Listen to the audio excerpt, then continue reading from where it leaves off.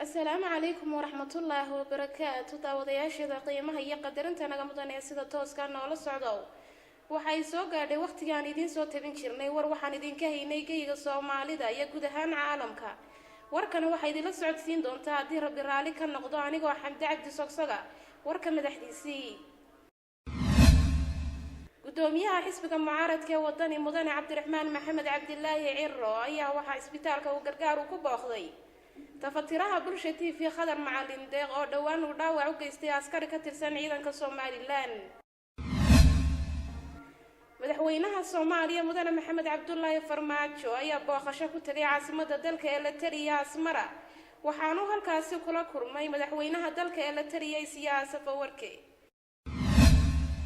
gudoomiyaha gobolka Banaadir ahna duqa magaalada Muqdisho Injineer Cabdiraxmaan Yariisow ayaa waxa uu ka qayb galay munaasabad lagu soo dhaweynayay gudoomiyaha cusub ee degmada Wadajir.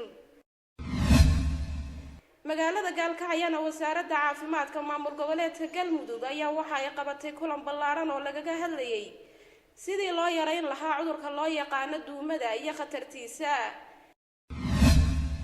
wararkan idinka hayna caalamkana waxa kamid ah dadka dhaladka ee ku nool dalka Brazil ayaa waxay ka cabanayaan in xuquuqdoodii la duudsiyay waxaanay sameeyeen banaanbaxyo aad u waaweyn oo arrintaasi ay kaga soo horjeedaan. akhyaarta hawada nagala socoteen aadka u jecelnahay oo warkan iyo warar kale oo faahfaahsanba waxaad la socon doontaan saacadaha soo socda hadii Rabbi raali ka noqdo. warka waxa idin la socodsiinaysaa anigoo Xamdi Cabdi Sogsaga. tan iyo kulanti dambe intaanu ku kulmi doono warkan warka xiga waxaan idinkaga tagayaa isma dhaafnay isma ilowno. salaamu calaykum wa rahmatullaahi ta'ala wa barakaatuh.